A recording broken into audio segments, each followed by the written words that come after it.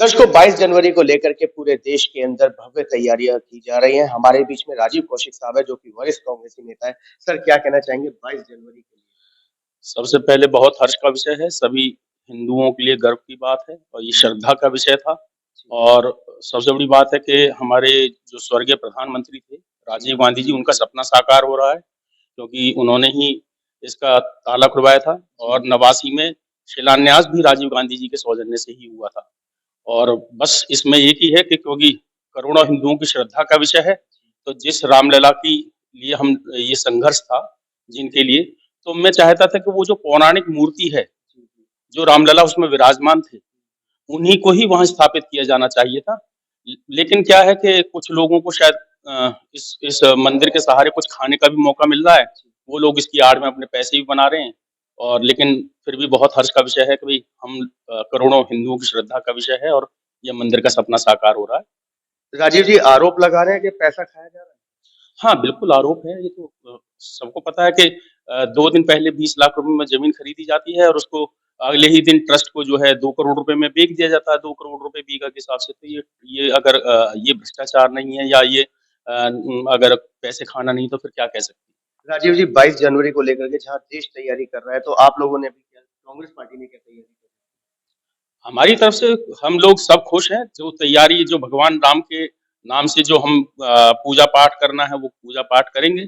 लेकिन हमारा सड़कों पर हमने जो है ना सड़कों पर ये मजरा नहीं लगाना कि भाई ये हमारी श्रद्धा का विषय है, तो इसे मंदिरों तक रखना है, अपने घर में रखना है, अपने मन में रखना है और भगवान में अपनी आस्था रखनी है। क्या दीपक जलाएंगे या नहीं? हाँ, बिल्कुल दीपक जलाएँगे।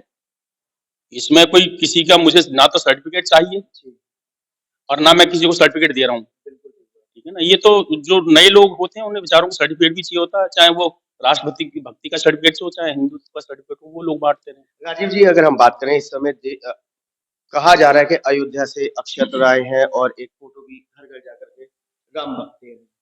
नहीं, नहीं, वो तो आप ये देखें उसकी ज़रूरत नहीं है। जब करोड़ों हिंदुओं को पता है कि हम राम मंदिर बन रहा है या राम मंदिर की स्थापना हो रही है, तो वो उसके लिए इतनी ज़्यादा आवश्यकता नहीं थी। ये तो उनकी अपनी चुनावी तैयारियाँ हैं, वो उनका उनका विषय है, वो कुछ भी करते रहें। आपको भी पता है कौन-सी लॉबी क्या कर रही है, तो उसके लिए ज़्यादा कुछ बोलने की ज़रूरत नहीं है। विपक्ष तो ये कह रहा है कि राम मंदिर की आड़ में अपना चुनावी प्रचार भी चल रहा अब चुनावी प्रचार तो है ही, आपको पता है, ये आप सब जानते हैं, चुनावी प्रचार है। वरना इसकी टाइमिंग को लेकर आप बाकी सब चीज़ें कह सकते हैं। लेकिन क्योंकि ये हम इसे सिर्फ़ अपनी श्रद्धा और आस्था से देखते हैं, तो हम उन चीज़ों पे ज़्यादा बोलना नहीं चाहते। है। क्या राम मंदिर का असर 2024 के लोकसभा चुनाव पे भी पड़ने वाला ऐसा कुछ नहीं है। मैं हिंदू हूँ, करोड़ों हिंदू हैं जो कांग्रेस को वोट देते हैं, करोड़ों हिंदू हैं जो अदर्स पार्टी को वोट देते हैं, तो उससे क्या मतलब? वो राजनीति वो अपनी जगह है, ये चुनावी राजनीति अपनी जगह है।